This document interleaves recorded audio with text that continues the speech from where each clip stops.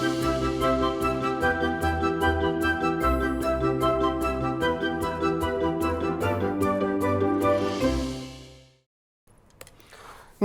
आभार, अभिनंदन, स्वागत आप सभी का। हेलो मनी 9, मेरा सवाल है मैं हूं विपुल सिंह। एक्सपायरी का दिन, बाजार में भारी उतार चढ़ाव। शुरुआत में थोड़ी सी गिरावट ज़्यादा लग रही थी, फिर रिकवरी आई और उसके बाद 25,113 का लेवल हमने देखा उस रिकवरी में, लेकिन लगातार उतार चढ़ाव बना हुआ है। 24,981 आज का इंट्राडे लो है और उन सबके बीच में बाजार इस समय ट्रेड करता हुआ ऊपरी स्तरों से फिर से एक बार फिसलता हुआ निफ्टी 25,056 का स्तर देखने को मिल रहा है। और एडवांस डिक्लाइन भी जो है बुल्स के पक्ष में ज़रूर है, लेकिन कब तक रहता है ये थोड़ा सा संशय वाली बात है। 1339 शेयर ऐसे हैं एनएससी पर जो बढ़ के कामकाज कर रहे हैं। 1248 शेयरों में गिरावट देखने को मिल रही है। क्या रणनीति होनी चाहिए इस उतार चढ़ाव भरे बाजार में, इसी पर बातचीत करेंगे अगले 1-1.25 घंटे तक। और साथ ही साथ आपके प्रश्नों के उत्तर होंगे। खबरों वाले शेयरों में बातचीत करेंगे बजिंग स्टॉक्स के बारे में। आईपीओ में आज बहुत सारे दिग्गज आईपीओ बंद हो रहे हैं, कहाँ पैसे लगाएं कहाँ नहीं लगाएं, कहाँ आपको लिस्टिंग गेन ज़्यादा मिलेगा, इन तमाम पहलुओं पर बातचीत होगी। वाह क्या आईपीओ है में। और आखिर में चुन चुन के का सेगमेंट होगा, तो लगातार हमारे साथ बने रहिए। सबसे पहले रूबरू कराते हैं आज के हमारे खास मेहमान अंशुल जैन जी हमारे साथ जुड़ चुके हैं। अंशुल जी, बहुत बहुत स्वागत आपका। सबसे पहले तो बाजार पर ही आपकी प्रतिक्रिया जानना चाहेंगे। आज एक्सपायरी का दिन है, उतार चढ़ाव देखने को मिल रहा है, लेकिन कैसे देख रहे हैं, उतार ज़्यादा होगा या चढ़ाव बाजार बंद होने तक, और अभी बाजार में किस तरह की रणनीति के साथ आगे बढ़ना चाहिए? नमस्कार विपुल जी, नमस्कार आपके सभी दर्शकों को, धन्यवाद बुलाने के लिए। देखिए, निफ्टी पे मेरा व्यू बुलिश है, लेकिन प्रीवियस डे हाई के ऊपर हम सस्टेन करते तो फिर यहाँ से एक्सटेंशन मिलता। 25,000 का जो मेजर रेजिस्टेंस लेवल था, कल हमने उसको पार किया, आज भी हम उसके ऊपर सस्टेन कर रहे हैं। अभी तक निफ्टी में इनसाइड बार है। प्रोबेबली आज का सेशन हम इनसाइड बार के साथ निकालेंगे, यानी लो वॉलेटिलिटी का फेज रहेगा। और चूंकि इनसाइड बार बन रहा है, हाई लाइकली है कि कल की जो एक्सपायरी होने वाली है निफ्टी की, इसमें थोड़ी सी वॉलेटिलिटी ज्यादा रहेगी। मैं अपसाइड एक्सपेक्ट कर रहा हूँ। 25,000 का लेवल चूंकि होल्ड हो गया है, तो अब रेंज बाउंड एक्शन रहना चाहिए 25,000 25,265 तक का। तो यहाँ से 25,125 और 25,265, ये दो टारगेट मुझे समझ में आ रहे हैं कि शॉर्ट टर्म में ऊपर की तरफ मिलना चाहिए। प्रोबेबली फ्राइडे तक हम 25,125 के ऊपर सस्टेन करना स्टार्ट कर देंगे। तो निफ्टी में मेरा बायस बुलिश है, मैं बाय ऑन डिप्स की सलाह दे रहा हूँ। 25,000 जब तक होल्ड है, आपको बाय करके चलना चाहिए। चले तो बाय करके ही चलना चाहिए। और जब अब फ्लो में लगातार बोलते हैं तो कई बार जवान फिसल जाती है। तो एक्सपायरी के एक दिन पहले की उतार चढ़ाव की हम बातचीत कर रहे थे, करेक्ट किया अंशुल जी ने मुझे, और कल एक्सपायरी होनी है और जो है उससे पहले ये उतार चढ़ाव देखने को मिल रहा है। चलिए सवाल जवाब का सिलसिला शुरू करते हैं। बहुत सारे प्रश्नों की झड़ी लगी हुई है। एमडी नायर साहब कह रहे हैं आज तो मेरा सवाल ले लीजिए महाराज। बिल्कुल ले लिया गया है सर। और ये कह रहे हैं कि नमस्कार सर, किसी शेयर को अगर 10 से 15 साल होल्ड करना कितनी समझदारी का फैसला है? क्या इससे फ़ायदा होता है और मैक्सिमम होल्ड करने की सीमा क्या होनी चाहिए? ये बहुत लोग बोलते हैं सर कि हमने तो बहुत लंबे समय के लिए लिया है, लेकिन कई बार ऐसा भी हमने देखा है कि साइकिल चेंज हो जाती है, प्रमोटर के साथ कुछ हो जाता है, या फिर उस सेक्टर के बारे में कोई नेगेटिव न्यूज़ आती है, तो बहुत लंबे समय में भी बहुत अच्छे रिटर्न कई बार मिल नहीं पाते हैं। तो रणनीति क्या होनी चाहिए? ज़्यादातर लोग जो फंडामेंटल कंपनी को देखते हो कहते हैं कि नहीं, लंबी अवधि के लिए होल्ड करके रखें। आपकी सलाह क्या रहेगी और इन जैसे जो तमाम दर्शक हैं उनके लिए क्या सलाह रहेगी? देखिए विपुल जी, बाजार में तमाम तरीके की स्ट्रैटेजी है, तो मैं वही बता सकता हूँ जो मैं ट्रेड करता हूँ या जो स्ट्रैटेजी मैं फॉलो करता हूँ। मेरा बहुत सिंपल सा तरीका होता है। अगर मैंने शेयर बाई किया है और क्वार्टर ऑन क्वार्टर अगर प्रॉफिट इंक्रीज हो रहा है, सेल्स और प्रॉफिट में अगर इंक्रीज है, ईपीएस और सेल्स ग्रोथ है, तो मैं उस स्टॉक को कंटिन्यू करता हूँ होल्ड करने के लिए। एक आध क्वार्टर ऊपर नीचे रिजल्ट हो जाए तो अलग बात है, लेकिन कंटिन्यूसली अगर 2 क्वार्टर रिजल्ट खराब आता है तो फिर मैं उस स्टॉक को अपनी वॉच लिस्ट से बाहर कर देता हूँ। और मैं बहुत ज्यादा लॉन्ग टर्म के लिए प्ले इसलिए भी नहीं करता हूँ क्योंकि शॉर्ट टर्म में मेरी पकड़ अच्छी है, मैं फटाफट ब्रेकआउट्स पकड़ लेता हूँ।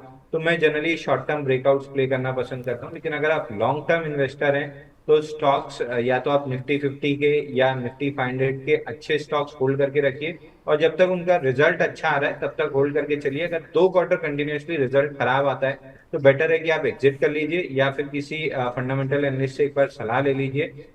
बट जनरली 2 क्वार्टर रिजल्ट खराब आने के बाद शेयर में पिटाई थोड़ी सी तेजी से होती है, भले वो लार्ज कैप क्यों ना हो।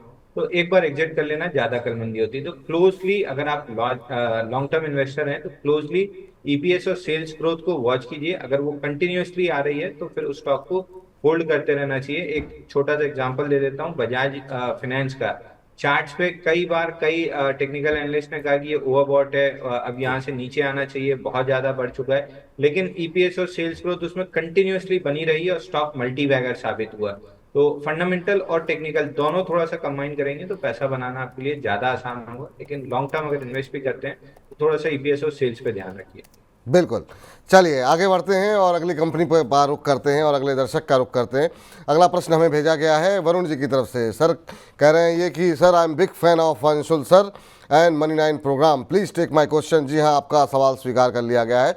और कह रहे हैं 200 शेयर इनके पास जुपिटर वैगन के हैं, 22% का लॉस हो रहा है। कह रहे हैं कि क्या मुझे 1 साल होल्ड करना चाहिए और यहाँ पर एवरेजिंग की सलाह कहाँ किन लेवल्स पर होगी। जुपिटर वैगन काफ़ी पिटा है पिछले कुछ दिनों के अंदर और अब थोड़ी सी रिकवरी यहाँ पर आती हुई दिखाई दे रही है शेयर के अंदर। कल भी हमने थोड़ी सी रिकवरी देखी थी, आज तो करीब 2.5-3% की रिकवरी, 5.25% के आसपास सवा 524 का स्तर जो है इस समय देखने को मिल रहा है। जुपिटर वैगन में क्या सलाह रहेगी सर? पिछले 5 दिन में 6-6.5% करेक्ट हुआ है। इस करेक्शन में क्या करें, क्योंकि बहुत लोग ऊपर के लेवल पे फंसे हुए हैं। काफ़ी अच्छी रैली रही, एक तरफा रैली रही। रेलवे को लेकर के आपका व्यू बहुत पॉजिटिव नहीं है, लेकिन उसके बावजूद जो लोग ऊपर के लेवल पे फंसे हैं उनके लिए अब जुपिटर वैगन में कोई राहत है या नहीं है? और देखिए जुपिटर वैगन में थोड़ा सा एक्सटेंडेड डाउन मूव आया है, तो मैं पुल बैक का व्यू रख रहा हूँ और इस पुल बैक को पुल बैक की तरह प्ले करना चाहिए। 45 दिन में 35% करेक्ट हुआ। जनरली मैं ये मान के चलता हूँ कि जब स्टॉक टॉप आउट होता है तो पहली डाउन मूव 30-35% की होती है, वहां से बाउंस बैक आता है और फिर नेक्स्ट मूव में ऑल टाइम हाई से 50% स्टॉक नीचे जाता है। तो 35% करेक्ट हो गया है। कल हैमर की फॉर्मेशन थी, आज वापस से उसको फॉलो थ्रू मूव मिल रहा है। तो एक बार 574 से लेके 605 तक ये स्टॉक जा सकता है। वहां पे दोबारा सवाल पूछना चाहिए कि ये मूव एक्सटेंड हो रही है या वहां पे टॉप आउट हो रहा है। तो लगभग जो पहला टारगेट रहेगा 574 के आसपास और उसके ऊपर 600 620 की जोन, इस जोन में कहीं भी आता है तो एक बार वापस से सवाल पूछ लें। अगर वहां पे रिजेक्शन बनेगा तो एग्जिट की सलाह रहेगी। चलिए इस बीच जो है अगली कंपनी के ऊपर बातचीत करते हैं और अगले दर्शक का प्रश्न हमारे पास आया है अवनीश चौधरी जी का। कह रहे हैं hello money nine team, all team work is so helpful, thank you sir अच्छे अच्छे शब्द बोलने के लिए। और कह रहे हैं कि सर इरिडा के इन्होंने माफ़ कीजिएगा 280 पे 2019 शेयर लिए हुए हैं और कह रहे हैं कि 221 से 240 तक गया, फिर 230 पर आ गया। क्या होगा आज, क्या होगा इसमें, सेकंड क्वार्टर का रिजल्ट कब आएगा?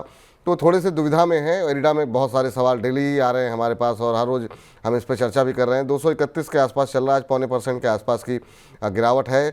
अभी इनको 50 रुपये पर शेयर के आसपास का नुकसान जो है वो होता हुआ दिखाई दे रहा है। आज खबर भी थी एरिडा के ऊपर कुछ और उसके चलते भी थोड़ा सा यहाँ पर उतार चढ़ाव का माहौल यहाँ पर देखने को मिल रहा है।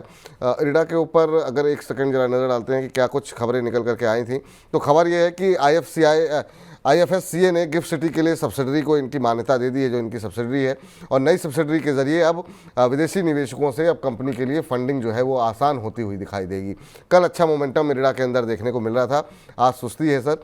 एरिडा एक और ऐसा शेयर जिस पर जब भी आप आते हैं सवाल जो है अक्सर जो है वो निकल करके आते रहते हैं। एरिडा पे कुछ संभावनाएं हैं क्योंकि अभी इनको 50 रुपये का नुकसान हो रहा है पर शेयर। देखिए एर्डा थोड़ा सा हो सकता है एक बार 210 आ जाए, तो मेरी एग्जिट की सलाह तो नहीं रहेगी, क्योंकि स्टैंडर्ड डिस्क्लेमर दे दूं अपने क्लाइंट्स को, लॉन्ग टर्म के लिहाज से 1 से 1.5 साल के व्यू के लिहाज से एर्डा रिकमेंड कर रहे हैं, उनको 400 रुपये जाता हुआ दिख रहा है। तो बाइंग जोन जो हम रिकमेंड कर रहे हैं वो 230 रुपये से 210 की जोन है, इस जोन में आपको मिलता है। तो लॉन्ग टर्म इन्वेस्टर जिनका 12 से 18 महीने का नजरिया है उनके लिए हम एक्यूमुलेशन की सलाह दे रहे हैं। फॉलिंग ट्रेंड लाइन बनी हुई है, ये ट्रेंड लाइन का जैसे ही ब्रेकआउट बनेगा, फिलहाल वो ब्रेकआउट 255 के ऊपर प्लेस्ड है। धीरे धीरे जैसे स्टॉक नीचे आएगा तो ट्रेंड लाइन भी रिवाइज होती जाएगी, बट फिलहाल जिस जंक्शन पे हम बात कर रहे हैं 255 पे ट्रेंड लाइन है। टूटने के बाद 400 तक की रैली डेवलप होगी, तो टाइमिंग करना स्टॉक में थोड़ा सा मुश्किल हो जाएगा आपको। इसलिए मैं कहूंगा कि आप 210 230 की रेंज में बाई करके आराम से बैठिए। अगर आपके पास है तो भी कोई दिक्कत नहीं है, ऊपर में फंसे हुए हैं तो 210 के आसपास एवरेज भी कर सकते हैं। तीनों केस में आपका टारगेट 400 रुपए का बनेगा। नजरिया 12 से 18 महीने का रखिए। 12 से 18 महीने का नज़रिया यहाँ पर रखेंगे लंबी अवधि का, तो फिर जो है यहाँ पर आपको अच्छे रिटर्न आते हुए दिखाई देंगे। वैशाली शर्मा जी कह रही हैं, सर मेरे पास ओसवाल सीड्स के 250 शेयर हैं, 34.5 पे इन्होंने लिए थे और अब 26.96 पर आ गया है, प्लीज़ सजेस्ट कि क्या करें। बहुत ज़्यादा ये तो सर्किट वाला शेयर है मैम, अब 26 रुपये 96 पैसे पे चल रहा है, लोअर सर्किट लगा हुआ है और पिछले 5 दिन के अंदर लगातार तीसरा दिन है जब लोअर सर्किट लगा हुआ है। 19% के आसपास का करेक्शन यहाँ पर आ चुका है 3 कारोबारी सत्र के अंदर। 3 दिन से लगातार सर्किट लगता हुआ दिखाई दे रहा है। क्या सलाह रहेगी सर? ओसवाल सीट पे तो मतलब काफ़ी वोल्टिलिटी वाला शेयर है सर, अब क्या करें? यहाँ पर फंस गई हैं ये, क्या वेट करना चाहिए, निकल जाना चाहिए, क्या स्ट्रेटजी होनी चाहिए? 34.5 पे लिया हुआ है।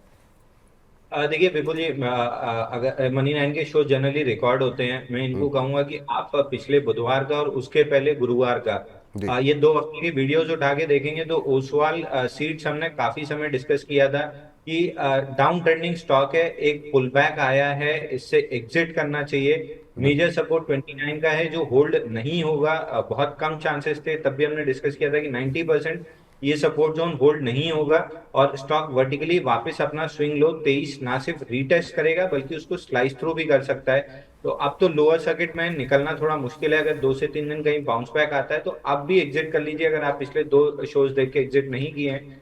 एटलीस्ट अब जब 2-3 दिन का बाउंस बैक आएगा तो उसमें एग्जिट करने की कोशिश कीजिए। हाई लाइकली है कि 23 का लो तोड़ के ये 17 रुपए का एक नीचे टेस्ट करे तो एग्जिट की सलाह रहेगी, लेकिन 7-8 डाउन डेज हो चुके हैं तो हाई लाइकली है कि 2 से 3 दिन बाउंस बैक कर सकता है, उस बाउंस बैक का उपयोग करते हुए एग्जिट करना चाहिए। कोई भी अच्छा बाउंस बैक मिले मैम तो निकल जाइए, आपके लिए फ़िलहाल ये सलाह है। अब तो आपके पास ज़्यादा विकल्प बचे नहीं हैं, काफ़ी आप नुकसान में हैं ऑलरेडी, तो जब भी पहले तो बाउंस बैक आने दीजिए, उसके बाद निकलने की कोशिश कीजिए। सोनाली महापात्रा जी का प्रश्न लेते हैं, कह रही हैं कि good afternoon sir. Very good afternoon ma'am. कह रही हैं कि please view on HCC and south Indian bank, और कह रही हैं कि आज मेरा सवाल ले लिया जाए। बिल्कुल आपका सवाल सोनाली जी ले लिया गया है। हिंदुस्तान कंस्ट्रक्शन इन्होंने 49.5 रुपये पे ख़रीदा है, 49 रुपये 52 पैसे पे, और साउथ इंडियन बैंक इन्होंने ले रखे हैं 26 रुपये 54 पैसे पे। अब साउथ इंडियन बैंक तो आगे चलने को राज़ी नहीं है, वैसे भी बैंक नहीं चल रहे हैं और यहाँ पर कुछ ज़्यादा ही लंबा समय हो गया साउथ इंडियन बैंक को, आज ब्रेक इवन पर ही है, मतलब कोई खास मोमेंटम है नहीं। 24.86 का लेवल देखने को मिल रहा है, 2 रुपये का नुकसान इनको यहाँ पर शेयर का हो रहा है और ये शेयर जब से राइट इशू आया है तब से ठंडा पड़ा हुआ है। बात अगर हिंदुस्तान कंस्ट्रक्शन की करें तो हिंदुस्तान कंस्ट्रक्शन में भी हम देख रहे हैं कि अभी ये फ़िलहाल नुकसान में ही है। क्या सलाह रहेगी सर SCC को लेकर के? अभी 45 रुपये 62 पैसे का लेवल हिंदुस्तान कंस्ट्रक्शन पे देखने को मिल रहा है, 1% डाउन है, 45 रुपये 62 पैसे का स्तर। इनको क्या करना चाहिए इन लेवल्स के ऊपर? देखिए विपुल जी, दोनों स्टॉक्स आपका बहुत लंबा पेशेंस टेस्ट कर सकता है, मोमेंटम दोनों में खत्म हुआ है, जी साइडवेज चल रहे हैं। अगर आपके पास बहुत धैर्य है तो आप दोनों स्टॉक होल्ड कर सकते हैं। दोनों में ऊपरी स्तर में 30-35% अपसाइड मिल सकती है, लेकिन ये आपको इमीडिएट बेसिस पे 1 से 2 महीने में मिल जाएगी। आई डाउट कि ऐसा कुछ होने वाला है। दोनों स्टॉक बड़े मोमेंटम के बाद साइडवेज फेज में है, डाइजेशन फेज में है। ये डाइजेशन 3 महीने चलेगा, 6 महीने चलेगा, कहना मुश्किल है। स्ट्रक्चर वाइज दोनों बुलिश अप ट्रेंड में है, लेकिन उस अप ट्रेंड में जो साइडवेज कंसोलिडेशन बेस बिल्डिंग होती है उस फेज के स्टार्टिंग उस पॉइंट पे है, तो अभी थोड़ा सा लंबा समय लगेगा बेस बिल्ड होने में। उसके बाद अप ट्रेंड रिज्यूम होगी, स्टॉक में 30-35% का अपसाइड मिल सकता है। तो अगर यहाँ से आप 6 से 12 महीने का व्यू रखते हैं तो मैं कहूंगा आप स्टॉक होल्ड करके रखिए, 30 से 35% अपसाइड मिल सकती है। लेकिन अगर आपका नजरिया 1 से 3 महीना है तो बिल्कुल एग्जिट कर लीजिए, स्टॉक यहीं पे इसी के आसपास ऊपर नीचे आपको मिलेंगे। चलिए, तो ये सलाह यहाँ पर निकल करके आती हुई आपके लिए, और इस बीच अगले दर्शक का प्रश्न लेते हैं। और चंदर द वंडर के नाम से इन्होंने सवाल भेजा हुआ है, कह रहे हैं लंदन से इन्होंने सवाल भेजा है। कह रहे हैं कि SBI लाइफ अंशुल जी की रिकमेंडेशन पर 1920 रुपये पर होल्ड है, स्टॉप लॉस 1890 का सजेस्टेड लगाया था मैंने, पर टेक्निकल एरर पर ट्रिगर नहीं हो पाया। अभी क्या सलाह है? लॉन्ग टर्म होल्ड कर सकता हूं? तो SBI लाइफ आपके कहने पे लिए थे, लेकिन जो आपने इनको स्टॉप लॉस सजेस्ट किया था वो कह रहे हैं कि किसी टेक्निकल रीजन की वजह से वो ये इनका ट्रिगर नहीं हो पाया। तो अभी 1862 के आसपास चल रहा है, आधे % के आसपास की आज बढ़त जो है शेयर के अंदर देखने को मिल रही है। क्या करना चाहिए सर? 1890 का आपने स्टॉप लॉस बताया था, वो तो इनसे मिस हो गया है, और 1920 से ये होल्ड कर रहे हैं, तो अभी क्या होल्ड करके रखें या फिर आपको लगता है कि स्टॉप लॉस चूक गए तो थोड़ी सा नुकसान इनको अभी झेलना पड़ेगा? देखिए 1920 रुपए में 1.5% के स्टॉप लॉस 1890 से स्टॉक मैंने बाय रिकमेंड किया था। स्टॉक में फेलियर आया है, down move 20 day moving average retest करने आया है। अगर आपका स्टॉप लॉस जंप हो गया है तो आप एक काम कर सकते हैं, 20 डे मूविंग एवरेज पे ये खड़ा है 1830, वहां से बाउंस बैक कर रहा है। यहाँ पे 1830 का क्लोजिंग बेसिस पे स्टॉप लॉस ले लीजिए। बाउंस बैक में कहीं भी 1920 की रेंज आती है तो वहां पे एग्जिट करने की कोशिश कीजिए। फिलहाल के लिए जो ब्रेकआउट था वो फेल हुआ है, स्टॉप लॉस गया है, तो वीक लॉन्ग्स जो है वो अभी स्टॉक में अगर फ्लश आउट करते हैं, जैसे टाटा मोटर्स में बहुत क्लीन फ्लश आता हुआ दिख रहा है ब्रेकआउट फेल होने के बाद, तो स्टॉक में अगर इस तरीके का फ्लश आता है तो फिर आप फंस जाएंगे। फिलहाल के लिए 1920 की रेंज आती है तो एग्जिट करना चाहिए, या 1830 के नीचे क्लोज करता है तो एग्जिट करना चाहिए। और दूसरी मेरी सलाह रहेगी, मैं 1.5 से 3% के बीच में स्टॉप लॉस देता हूँ। उन स्टॉप लॉसेस को थोड़ी स्ट्रिक्टली फॉलो कीजिए, क्योंकि 1:3 1:5 के रिस्क रिवॉर्ड से हम बाई देते हैं, तो अगर 2-3 स्टॉक स्टॉप लॉस भी खा जाते हैं और उसके बाद 2 शेयर भी चल जाते हैं तो नेट आप प्रॉफिटेबल रहेंगे। तो लॉस बुक करना सीखिए, जल्दी सीखिए, ताकि पैसा खाली हो और मोमेंटम वाले स्टॉक में आप कन्वर्ट कर सकें। बिल्कुल, तो स्टॉप लॉस इसीलिए दिए जाते हैं कि ताकि आप लोग फॉलो करें और जो है बाकी जगहों पर आपके पास लगाने के लिए पैसे हों। इन बातों का ध्यान रखें। छोटी छोटी चीज़ें हैं लेकिन वो आपके पोर्टफोलियो को, आपके रिटर्न को काफ़ी बेहतर बनाती हैं, तो इन चीज़ों का ध्यान रखते हुए आप लोग ट्रेड कीजिए। आदर्श पांडे जी ने अभी हमें मनी 9 को 100 रुपये भेजे हैं और इन्होंने एक बहुत अच्छा कंसर्न जो है, मैं चाहूँगा पीसीआर की टीम इसको सुने, कि कह रहे हैं कि सर टेक्निकल इश्यूज़ आ रहे हैं, कुछ आ रहे हैं काफ़ी, प्लीज़ चेक करिए, वॉइस ब्रेक हो रही है कॉन्टीन्यूसली या फिर फास्ट फॉरवर्ड हो जा रहा है। तो बाकी दर्शकों से भी अनुरोध है, ये सिर्फ आदर्श पांडे जी के साथ हो रहा है या आप लोग भी ऐसा अनुभव कर रहे हैं, तो फिर हम लोग इसको चेक करें। अगर सामान्य बाकी जगहों पे चल रहा है तो कई बार नेटवर्क इशू की वजह से भी इशू जो है वो आते हुए दिखाई दे जाते हैं। तो ये फिलहाल आप लोगों के लिए राय रहेगी, तो आप लोग हमें अपडेट करते रहिए। इस बीच हमारे साथ एक दर्शक फ़ोन लाइन पे मौजूद हैं, उनसे बातचीत करते हैं। राजीव जी हमारे साथ है। राजीव जी को नमस्कार। नमस्कार नमस्कार सर। कैसे हैं राजीव जी, कहाँ से बोल रहे हैं? हम झारखंड धनबाद से बोल रहे हैं। झारखंड धनबाद से बोल रहे हैं। चलिए सर, बहुत बहुत स्वागत है आपका, और बताइए क्या प्रश्न पूछना चाह रहे हैं आप? प्रश्न पूछना था सर, मेरे पास एचएल का शेयर 210 पीस है, बाइंग रेट है 5000 का। 5000 पे आपने अचल ले रखे हैं, कब तक होल्ड कर सकते हैं सर आप इसे? अब तो सर जैसे आप बताइएगा वही हम होल्ड तो हम कर ही सकते हैं, उसमें कोई दिक्कत नहीं है। नहीं, हम इसलिए पूछ रहे हैं आपसे कि भाई आपने जब लिया होगा तो कुछ सोच समझ के लिया होगा कि इतने समय तक इसको रखेंगे। जी, कम से कम 6 मंथ। कम से कम 6 महीने। चलिए ठीक है। हालांकि 6 महीने में आपका भाव आएगा कि नहीं, ये अंशुल जी से पूछते हैं। और अंशुल जी बहुत ज़्यादा सकारात्मक रुख जो है उनका रक्षा क्षेत्र पे नहीं है, लेकिन अचल पर क्या व्यू है वो हम आपको बता देते हैं। अभी इनको 350 रुपये पर शेयर का नुकसान हो रहा है अंशुल जी। 5000 की इनकी खरीद है, 4648 ये लेवल देखने को मिल रहा है। आज 0.25% के आसपास की गिरावट देखने को मिल रही है। और डिफेंस तो आपके पीछे पड़ा ही हुआ है। बहुत सा जब लोग आपको देखते हैं बहुत ज़्यादा डिफेंस पे सवाल पूछते हैं। एचएल को लेकर के आपकी राय क्या होगी? अभी क्या होल्ड करने की कुछ गुंजाइश दिखाई दे रही है, या फिर अब जैसा आप बता रहे थे कि अभी दबाव बना रहेगा? देखिए विपुल जी, लास्ट वीक और बिफोर लास्ट वीक भी हमने डिस्कस किया था कि पुल बैक आता है तो सेल करना चाहिए। 4900 के लेवल तक पुल बैक आया था, 4925 टू बी प्रिसाइज। वहां से वापस डाउन मूव स्टार्ट हुआ है। अब स्विंग लो 4565 जैसे ही टूटेगा, स्टॉक में डाउन मूव एक्सटेंड होती हुई दिखेगी 3900 तक के लिए। तो मेरी एग्जिट की सलाह है, करंट मार्केट प्राइस में कर देंगे तो बहुत बेहतरीन है, क्योंकि जो पुल बैक आनी थी वो भी आगे खत्म हो गई है और वापस से डाउन मूव स्टार्ट हो रहा है। तो हाई लाइकली है कि 3900 तक स्टॉक नीचे आ सकता है। ठीक, तो अभी के लिए क्या लॉस बुक कर लें सर? बिल्कुल लॉस बुक कर लेना चाहिए, एग्जिट कर लेंगे तो ज़्यादा बेहतर रहेगा। एग्जिट कर लेंगे तो ज़्यादा बेहतर रहेगा, ये फिलहाल आपके लिए राय है। थोड़ा सा दर्द ज़रूर होता है नुकसान बुक करने में, लेकिन एक बार कर लेंगे तो आगे के लिए रास्ते आपके लिए खुल जाएंगे और बेहतर शेयर आपको बताए जाएंगे जहां से आप इस नुकसान की भरपाई कर सकें। अभी थोड़ा सा हो सकता है कि आप यहां पर ट्रैप हो सकते हैं, ये राय निकल करके आ रही है। और इस बीच अगले दर्शक के पास चलते हैं और यहाँ पर चलिए इस बीच जो है हम जो है आकांक्षा गुप्ता जी का सवाल ले लेते हैं। लेकिन आकांक्षा जी का सवाल इतनी तेज़ी के साथ कई बार सवाल आते जाते रहते हैं कि बहुत सारे सवाल जो है वो मिस हो जाते हैं। आकांक्षा जी का सवाल मैं नाम लिया, मैंने एकदम से फ्लो आ गया और काफ़ी सारे सवाल जो है वो निकल गए। आईआरबी इंफ्रा में बातचीत कर लेते हैं। रंजॉय सरदार जी ने भेजा हुआ है और इन्होंने 63 रुपये 77 पैसे पे खरीदे हुए हैं आईआरबी इंफ्रा के शेयर और कह रहे हैं कि 800 शेयर मैंने लिए हुए हैं और अभी मुझे क्या करना चाहिए। आईआरबी इंफ्रा एक और ऐसी कंपनी जिस पर कि काफ़ी लोगों के सवाल लगातार हमारे पास आ रहे हैं और लोग जो है यहाँ पर फ़िलहाल फंसे हुए हैं। 60 रुपये 60 पैसे का स्तर इस समय देखने को मिल रहा है। आज भी 3% के आसपास की गिरावट जो है देखने को मिल रही है। सर 63-77 पे लिए हुए हैं तो ज़्यादा नुकसान नहीं है लेकिन नुकसान में है, क्या स्ट्रेटजी रहनी चाहिए आईआरबी इंफ्रा को लेकर के? देखिए, इनको 5-5.5% के आसपास का लॉस हो रहा है, तुरंत बुक कर लेना चाहिए क्योंकि स्टॉक में फाइनली आज एक फ्रेश ब्रेकडाउन आया है। मूविंग एवरेजेस नीचे की तरफ टर्न हो चुके हैं। एक लास्ट लाइन ऑफ सपोर्ट 60 रुपए 25 पैसे की जोन में है। हाई लाइकली है कि इस जोन को ये स्टॉक तोड़ देगा और नीचे में 50.85 ये लेवल आता हुआ दिखेगा। तो मेरी तरफ से क्लियर कट इमीडिएट एग्जिट की सलाह है विद अ टारगेट ऑफ 50.885 और लेवल्स। चलिए, तो ये फिलहाल आईआरबी इंफ्रा को लेकर के राय यहाँ पर निकल करके आ रही है। और इस बीच सर थोड़ा सा 2 मिनट 4 मिनट का डिस्कशन हम चाह रहे हैं कि आपके ऊपर आपके साथ जरा बैंकों पे कर लें और कोशिश करेंगे कि आज जो पीएसयू बैंक्स के इर्द गिर्द जो है वो हम थंब लगाएं। बैंकों को लेकर के पहले तो एक जनरल व्यू आपका क्या निकल करके आ रहा है, खासतौर से पीएसयू बैंक्स को लेकर के?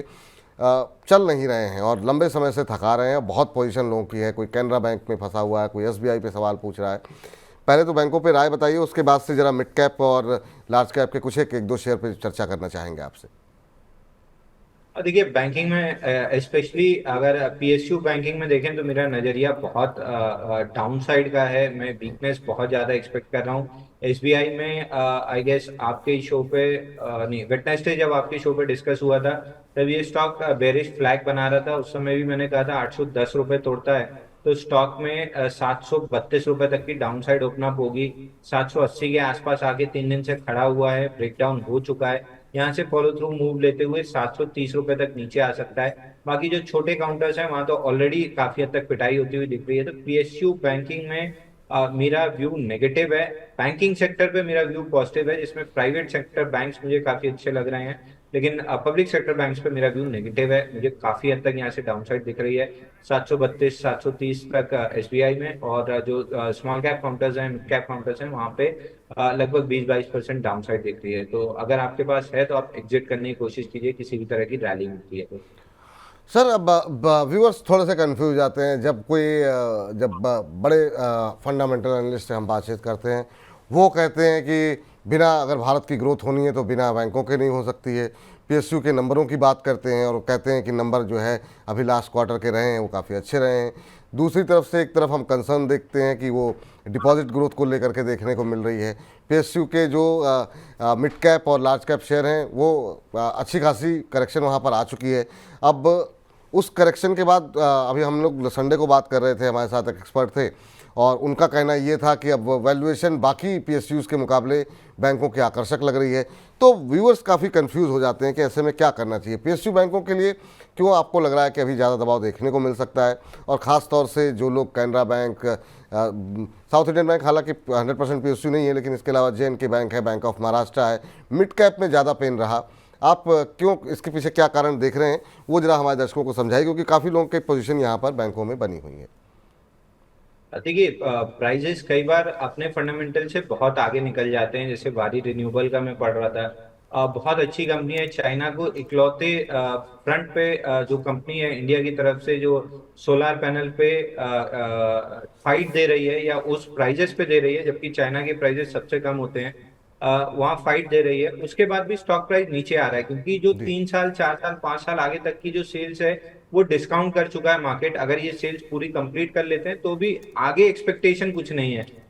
उसके बाद नई सेल्स और ये सब निकल के आएगा तब मार्केट में वापस से उसमें जान आएगी। तो मार्केट हमेशा फॉरवर्ड लुकिंग है। पीएसयू बैंक्स में अगर देखें तो अगले 3-4 साल तक की जो एक्सपेंशन एक्सपेक्ट कर रहा है मार्केट वो प्राइस इन हो चुकी है, और बजट के बाद से जो सेलिंग आ रही है वो काफी हार्ड है। और अगर केवल चार्ट की बात करें तो आप सिंपली एक चीज देखिए, बहुत बड़े रनअप के बाद साइडवेज बेस बना हुआ है, और बेस में जब भी अप कैंडल बनती है वो बहुत छोटे वॉल्यूम पे बनती है, जो डाउन कैंडल बनती है वो बड़े वॉल्यूम पे बनती है। तो ये एक डिस्ट्रीब्यूशन वाला फेज दिख रहा है। फंडामेंटल एनालिस्ट के साथ मैं डिसएग्री नहीं कर रहा हूँ, मैं भी एग्री कर रहा हूँ कि अगर मार्केट बाजार को एक्सपैंड करना है या इकोनॉमी को एक्सपैंड करना है तो बैंकिंग के बिना नहीं कर सकते। लेकिन फिलहाल बैंक जो हैं वो आगे 2 साल 3 साल तक के प्राइजेस डिस्काउंट कर चुके हैं, जो ग्रोथ है उसको डिस्काउंट कर चुके हैं और बहुत दबे हुए थे तो उतने ही तेजी से चले हैं।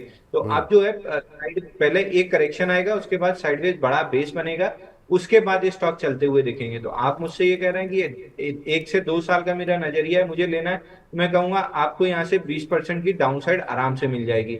आप ये कहेंगे कि 5 से 8 साल मुझे लेके रखना है, तो मैं बिल्कुल कहूंगा कि जब 20% 22% डाउनसाइड आ जाए तब आप इन स्टॉक्स को लेके रखिए। तब चार्ट पे भी ये हो जाएगा कि करेक्शन कंप्लीट हो गया, अब बेस बनाएगा। बेस कितने दिन का बनेगा ये प्रिडिक्ट करना मुश्किल है। तो अगर आप लॉन्ग टर्म इन्वेस्टर हैं तो करेक्शन के बाद आप पहले उस पर एंट्री कर लीजिए, आपको फ्रंट एंडिंग मिल जाएगी, या थोड़ा सा समय लेके बेस बनाएगा और जब चलना चालू करेगा तो आपको टाइमिंग की कोई दिक्कत नहीं होगी, क्योंकि टेक्निकल ट्रेडर्स जनरली टाइमिंग पे ज्यादा बिलीव करते हैं, उनको सही टाइम पे एंट्री चाहिए होती है। जी तो सर। अभी के लिए टेक्निकली टॉप आउट है, यहाँ से पहले एक 20-22% का करंट मार्केट प्राइस से करेक्शन दिख रहा है, उसके बाद एक बेस बनेगा। तो अगर एक्सट्रीम लॉन्ग टर्म व्यू है 3 5 8 साल का, तो फिर आप 20% करेक्शन के बाद ले सकते हैं।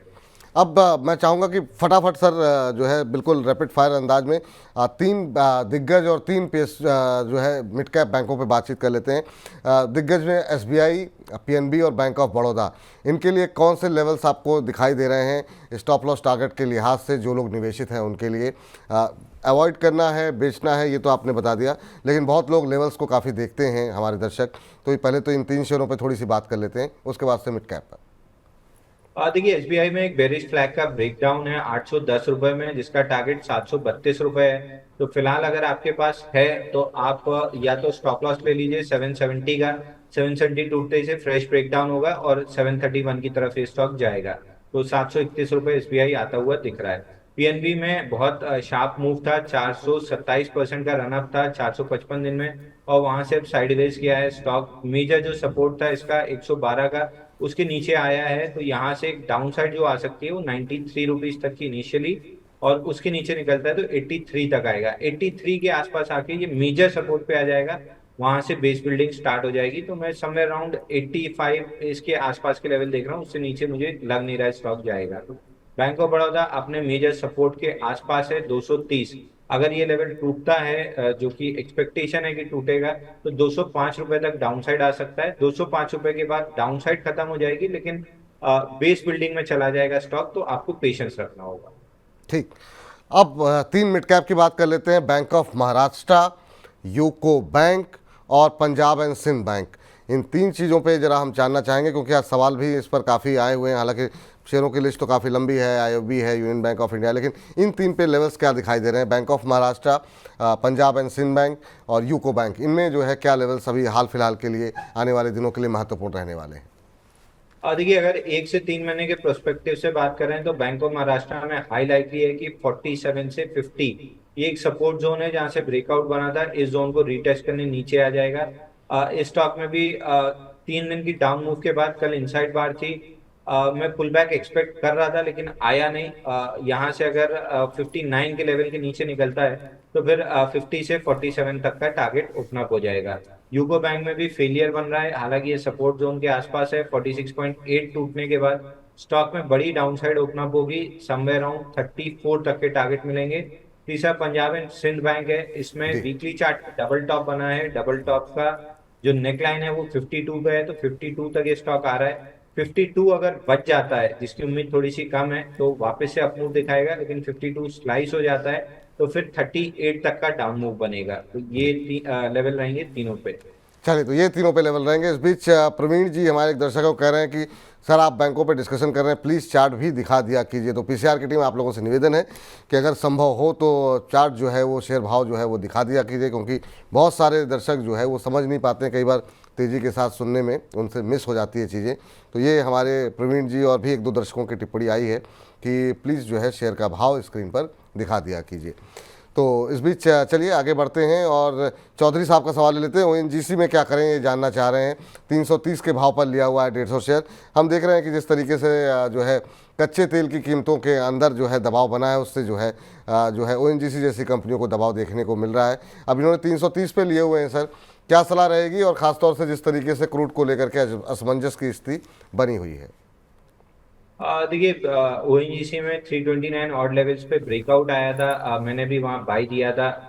325 का मेरा स्टॉप लॉस था जो ट्रिगर हुआ था, 4 रुपए का लॉस हुआ था। उसके बाद से स्टॉक में कंटिन्यूअस लॉन्ग लिक्विडेशन है। और पिछले 8 दिन में देखें तो ये जो लॉन्ग स्टक थे जिन्होंने अपना स्टॉप लॉस नहीं काटा है, उनको बहुत तेजी से नीचे पिटाई की जा रही है। और स्टॉक ने अपना मेजर सपोर्ट 294 आज गैप के साथ निकाला है। तो हाई लाइकली है कि 270 रुपए तक ये स्टॉक नीचे आ सकता है। 270 के आसपास ये ओवरसोल्ड हो जाएगा, तो वहां से एक बाइंग और बाउंस बैक के लिए बाइंग की जा सकती है। तो 270 आता हुआ दिख रहा है, वहां पे एक बार बॉटम फिशिंग ट्राई कर सकते हैं। चलिए, तो ये राय फिलहाल निकल करके आ रही है यहाँ पर और जेसी के ऊपर। और इस बीच अवनीश जी से बातचीत कर लेते हैं। अवनीश जी को नमस्कार। नमस्कार विपुल सर। नमस्ते अवनीश जी, कैसे हैं? क्या कर रहे हैं सर? बहुत। और अंशुल सर को नमस्ते सर, और आपको भी नमस्ते सर। नमस्कार। नमस्कार। अंशुल जी ने आपका नमस्कार स्वीकार कर लिया है सर। बताइए अंशुल जी से क्या पूछना चाह रहे हैं आप? पूछना चाह रहे हैं सर, हम IRFC एक से आपका 153 शेयर लिए हैं 215 के भाव में सर। 215 के भाव पे? जी जी। और क्या नजरिया है, इसमें अब क्या कितने समय तक जी होल्ड सर। कर सकते हैं? ये भी होल्ड कर सकते हैं सर। इसमें तो हम शॉर्ट टाइम के लिए लिए थे, अब इसमें देख रहे हैं बहुत ज्यादा नुकसान हो रहा है सर। एक बात तो आपको बता दें कि जब भी कोई शॉर्ट टर्म के लिए शेयर लिया कीजिए तो एक स्टॉप लॉस अवश्य रखा कीजिए। ये अंशुल जी भी और जब तमाम हमारे यहाँ एक्सपर्ट आते हैं वो हमेशा कहते हैं कि छोटी अवधि में और ख़ास तौर से तब जब बाज़ार में उतार चढ़ाव हो तो एक स्टॉप लॉस लगा के रखिए। अब 215 रुपये से गिरते गिरते 167 रुपये आ गया और अब आप पूछ रहे हैं कि क्या करना चाहिए। तो रेलवे पर रुख जो है बहुत पॉजिटिव नहीं है अंशुल जी का, लेकिन पूछते हैं यहाँ पर अंशुल जी, आज भी 1.25% के आसपास की गिरावट है IRFC को लेकर के और 215 पे लेकर के ये जो है अभी होल्ड कर रहे हैं। स्टॉप लॉस इन्होंने लगाए नहीं, अभी क्या करना चाहिए? नुकसान ठीक ठाक हो रहा है।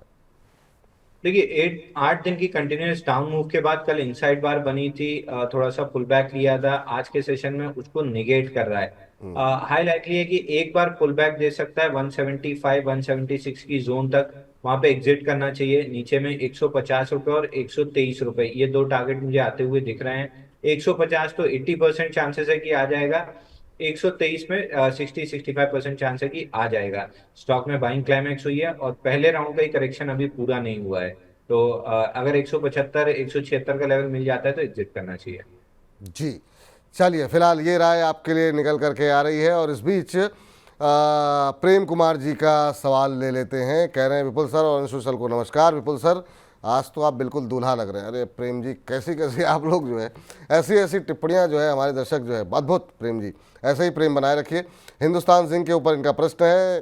535 रुपये पर ले रखे हैं हिंदुस्तान जिंक, 100 शेयर हैं सर इनके पास।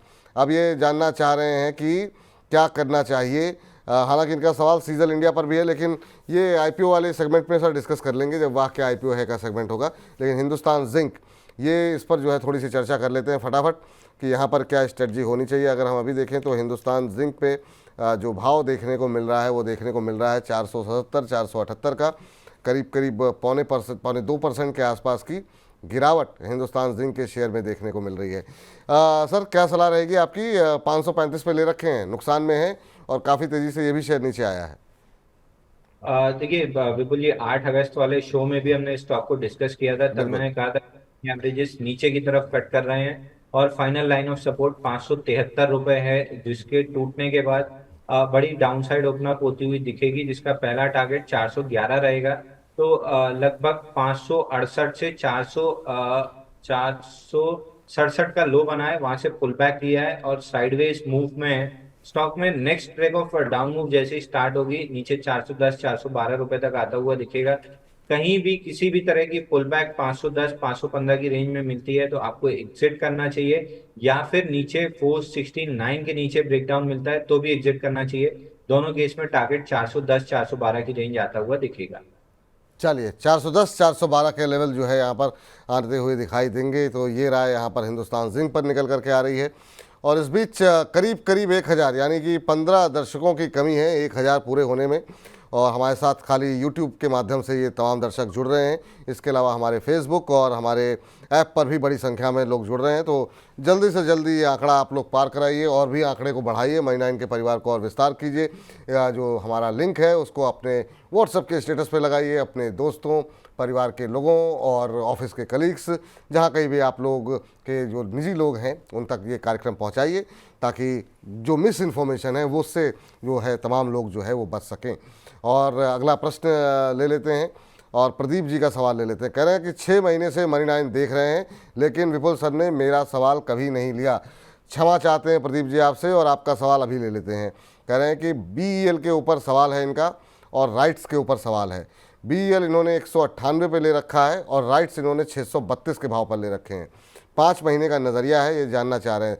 दोनों ही क्षेत्र जो आपने चुने हैं, दोनों ही क्षेत्रों पे अंशुल जी लंबे समय से जो है बता रहे हैं कि इनसे दूर रहना चाहिए। पहले ज़रा BEL की बात कर लेते हैं। BEL जो है अभी भाव चल रहा है 287 के आसपास का, और यहाँ पर आप नुकसान में हैं और ये इन्होंने ख़रीद रखे हैं सर। प्रदीप जी ने ख़रीदा हुआ है, नहीं 198 पे लिया हुआ है। कब लिया सर आपने? और दूसरा इन्होंने राइट्स के 632 पे ले रखे हैं। तो BEL पे मुनाफे में है आप, ये तो बड़ी अच्छी बात है सर। क्या सलाह रहेगी सर? ठीक ठाक प्रॉफिट में है, कहाँ प्रॉफिट बुक करना चाहिए BEL पे? और राइट्स के शेयर भी इनके पास हैं। देखिए BEL में स्विंग लो 280 रुपए था, उसको परसों के सेशन में इसने तोड़ने की कोशिश की, लेकिन हैमर के साथ क्लोजिंग आई है। तो वीक शॉर्ट्स जो है वो ट्रैप हुए हैं और एक बार पुल बैक दे सकता है स्टॉक 296 297 के लेवल्स तक, लेकिन उससे ऊपर जाएगा ऐसा लगता नहीं है। तो आपको 295 के पास एग्जिट करना चाहिए। Next leg of down move में 280 रुपए स्टॉक हाई लाइकली है कि तोड़ेगा, वहां से 255 रुपए और 230 रुपए, ये 2 टारगेट बनेंगे। तो फिलहाल फील्ड लो बना है, पुल बैक मिल सकता है 296 के आसपास, वहां पे एग्जिट करने की कोशिश कीजिए। दूसरा राइट्स का शेयर आपके पास है, यहाँ भी पुल बैक आ रहा है। पुल बैक थोड़ा सा लग रहा है कि एक्सटेंड होता हुआ दिखेगा, 685 रुपए निकलता है। तो एक बार पुल बैक एक्सटेंड होता हुआ दिखेगा आपको 720 722 की रेंज में, वहां पे प्रॉफिट बुकिंग करके एग्जिट कर लेना चाहिए। थोड़े से स्टॉक में अप ट्रेंड खत्म होकर साइडवेज गया था, डाउन मूव स्टार्ट हुआ था और ये डाउन मूव में पुल बैक है। तो पुल बैक पे आपको मौका मिल रहा है हायर प्राइसेस पे एग्जिट करने का। जो लेवल्स बताए हैं वहां पे एग्जिट करने की कोशिश कीजिए। चलिए, तो लेवल्स का खास तौर से जब बाजार में काफ़ी उतार चढ़ाव हो ना, अपने मन से कोई काम मत कीजिए। लेवल्स को ध्यान में रखते हुए, स्टॉप लॉस टारगेट को ध्यान में रखते हुए रणनीति बनाएंगे तो ज़्यादा बेहतर रहेगा। अवनीश जी हमारे साथ अगले दर्शक जुड़ चुके हैं। अवनीश जी नमस्कार। रजनीश, माफ़ कीजिएगा, अवनीश जी पुराने दर्शक थे, नए दर्शक रजनीश हैं। रजनीश जी को नमस्कार। नमस्कार सर। नमस्कार रजनीश जी, कहाँ से बोल रहे हैं? कानपुर से बोल रहा हूँ मैं। कानपुर से बोल रहे हैं, चलिए बहुत अच्छी जगह से बोल रहे हैं सर। और सुबह सुबह जो वहाँ पे नाश्ता मिलता है वो काफ़ी शानदार रहता है। बताइए सर। वो तो पूरा जी जी जी जी मशहूर है। हमारा सवाल अरे IFCI पे था सर। हाँ, क्या क्या किस पर सवाल है सर आपका? IFCI पे 70 रुपए IFCI आपने ले रखे हैं, किस भाव पे ले रखे हैं? 70 पे। 70 पे, उसी भाव पे चल भी रहा है। क्या कब तक होल्ड करेंगे सर इसको? सर महीना 2 महीना। महीने 2 महीने होल्ड कर सकते हैं और ज़्यादा लंबा नज़रिया नहीं है। तो एक तो आपको पहले तो स्टॉप लॉस बता दिया जाए और क्या टारगेट हो सकते हैं इस पर ज़रा बातचीत कर लेते हैं। IFCI के अंदर अभी ब्रेक इवन पर ही है सर, 70 पे लिया था, 70 के आसपास ही चल रहा है। ये भी शेयर एक महीने में करीब 5-1% करेक्ट हुआ है। वैसी गिरावट नहीं रही जैसे कि बाकी जगहों पर देखने को मिली है PSUs के अंदर, लेकिन दबाव में है थोड़ा सा। क्या सलाह रहेगी IFCI को लेकर के? तो नुकसान में नहीं है सर ये? देखिए IFCI में मैं सजेस्ट करूंगा आप 68 रुपीज का क्लोजिंग बेसिस पे स्टॉप लॉस लगा के होल्ड करें। वीकली चार्ट पे ब्रेकआउट आया था, उसी को रीटेस्ट कर रहा है। रीटेस्ट में थोड़ी सी वीकनेस है, लेकिन जब तक स्टॉक 68 के ऊपर बना हुआ है क्लोजिंग बेसिस पे, हाई लाइकली है कि ये वीकनेस को कुछ समय एब्जॉर्ब करके वापस अप ट्रेंड रिज्यूम करेगा। तो 2 रुपए की रिस्क लीजिए, 68 रुपीज का क्लोजिंग बेसिस पे स्टॉप लॉस लगाइए। अगर उसके नीचे क्लोज करता है तो एग्जिट की सलाह रहेगी, नहीं तो इस साइडवेज रह के वापस से अप ट्रेंड रिज्यूम करेगा। जी चलिए, तो ये फिलहाल के लिए राय, आपके लिए सलाह यहाँ पर निकल करके आ रही है जो है इस शेयर को लेकर के। इस बीच हमारे एक दर्शक हैं, वो जानना चाह रहे हैं कि लेमन ट्री होटल्स में क्या करें। 133 की प्राइस पर इन्होंने ले रखे हैं, 100 शेयर इनके पास हैं 133 के भाव पर। कह रहे हैं कि मैं भी यहाँ पर क्या करूँ, प्लीज़ बताएं विपुल जी। अच्छे एक्सपर्ट हैं अंशुल जी, अच्छे एक्सपर्ट हैं, वो सच बोलते हैं और लोगों को वो नेगेटिव लगते हैं। चलिए, तो इन्होंने तमाम बातें कह दी अदीब अहमद साहब ने। कह रहे हैं कि अंशुल जी बहुत अच्छे एक्सपर्ट हैं, वो सच बोलते हैं, इसलिए लोग उनको लगता है कि वो नेगेटिव बोल रहे हैं। तो सर, लेमन ट्री होटल्स खबरों में काफ़ी दिन से है ये, बहुत सारी चीज़ें यहाँ पर चल रही हैं। आज भी हमने देखा कुछ एक खबरें यहाँ पर चल रही थी, आज आधे % ऊपर है, 131 का भाव देखने को मिल रहा है और इन्होंने ले रखे हैं 133 पे, तो ज़्यादा नुकसान नहीं है इनको। लेकिन खबर यहाँ पर ये थी, कुछ कई जगहों पे इन्होंने मुंबई के मीरा रोड पर, आपको बता दें कि इन्होंने कोई एग्रीमेंट साइन किया है एक आने वाले होटल को लेकर के, न्यू प्रॉपर्टी साइन के लिए जो है खरीद रही है कंपनी मुंबई के अंदर, उसको लेकर के आज मोमेंटम देखने को मिल रहा था। हालांकि ऊपरी स्तरों से अब हल्का हो गया है। Lemon tree sir, tourism sector को लेकर के बीच में कुछ बस सा बना था, अभी आपकी सलाह क्या है और लेमन ट्री पे क्या कुछ देख रहे हैं आप चार्ट्स पे?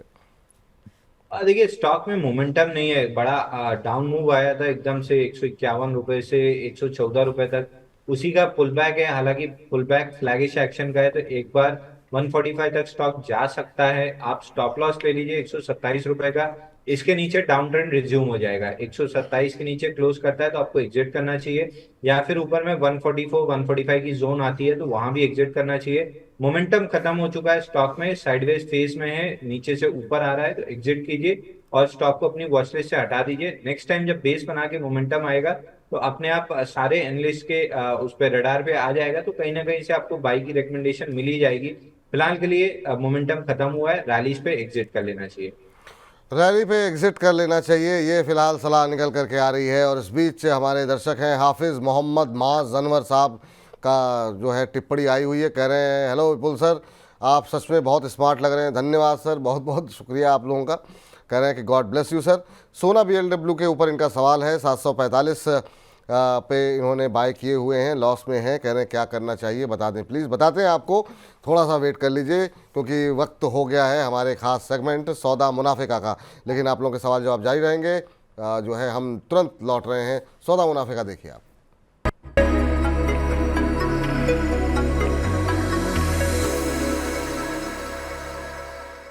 नमस्कार, एक बार फिर से स्वागत है आपका हमारी खास पेशकश सौदा मुनाफिका में। सौदा मुनाफिका जिसमें कि हम लेकर के आते हैं हर रोज HDFC स्काई की तरफ से इनिशिएट की गई एक कॉल के बारे में आपको बताते हैं। क्या वहाँ पर स्टॉप लॉस होने चाहिए, क्या टारगेट होने चाहिए, फंडामेंटल कॉल है तो कितने समय तक ये कॉल वैलिड है, और ये तमाम जानकारी लेकर के आते हैं हमारे सहयोगी संदीप ग्रोवर। तो सीधे चलते हैं संदीप के पास। संदीप, बताइए आज HDFC स्काई की तरफ से कौन सी नई कॉल इनिशिएट की गई है?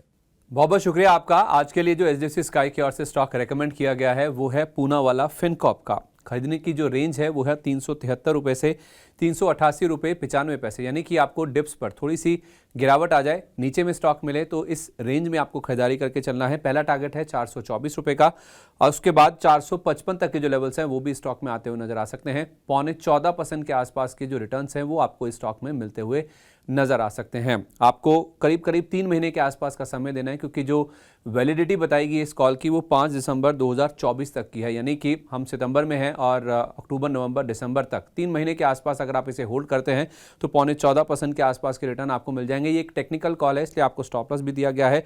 अगर आप 373 रुपये से 388 रुपये 95 पैसे की रेंज में खरीदते हैं तो आपको 363 रुपये का स्टॉप लॉस भी जरूर मेंटेन करके चलना है। 14.25% के आसपास के यहाँ पे रिटर्न्स एक्सपेक्टेड हैं। ये तमाम trading calls HDFC sky app का एक फीचर है, जहां आप HDFC स्काई की in house expert research team से रिकमेंडेशंस ले सकते हैं। साथ ही स्क्रीन पर दिए गए QR कोड की मदद से आप HDFC स्काई के ऐप को डाउनलोड भी कर सकते हैं, या फिर डिस्क्रिप्शन में दिए गए लिंक पर क्लिक करके HDFC स्काई के साथ डीमैट और ट्रेडिंग अकाउंट खोल सकते हैं। चलिए संदीप, बहुत बहुत शुक्रिया, धन्यवाद आपका तमाम ये जानकारी देने के लिए, बताने के लिए कि HDFC स्काई की तरफ से कौन सी कॉल इनिशिएट की गई है। इस सेगमेंट को अब यहीं पर समाप्त करते हैं, लेकिन आप लगातार बने रहिए मनी 9 के साथ।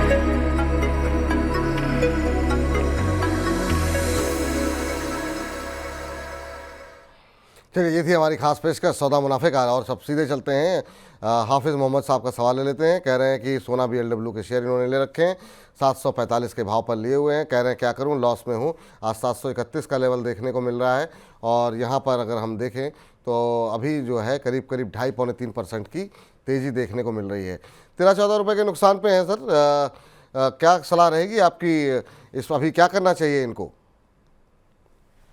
देखिए विपुल जी, अभी थोड़ी देर बाद आपका सेगमेंट स्टार्ट होगा, वाकया आईपीओ है, तो वहां पे जो जनरली मेरी सलाह रहती है कि आईपीओ आपको बुक कर लेना चाहिए पहले 3 से 5 दिन में, फिर आईपीओ बेस बनने का वेट करना चाहिए। इस स्टॉक में 154 हफ्ते लग गए हैं आईपीओ का बेस बनाने में, ऑलमोस्ट 731 दिन, 154 weeks. IPO base almost complete होने वाला है, प्रोबेबली 4 से 6 हफ्ते और ले सकता है ये आईपीओ बेस कंप्लीट करने में। लेकिन 770 के ऊपर जैसे ही स्टॉक निकलेगा 160 तब तक 160 हफ्ते हो जाएंगे, 160 हफ्ते का बेस ब्रेकआउट बनेगा और टारगेट जो बनेगा वो कम से कम 50% अपसाइड का बनेगा, तो 1050 तक का टारगेट रहेगा और उसके ऊपर 1250 तक जा सकता है। तो मैं इनको कहूंगा कि आप नजरिया 3 से 6 महीने का कर लीजिए और स्टॉक को आराम से होल्ड कीजिए। 770 निकलते इससे मोमेंटम आएगा फ्रेश, जिनको खरीदना है वो भी 770 के ऊपर बाई कर सकते हैं, 1050 और 1200 का टारगेट लेते हुए।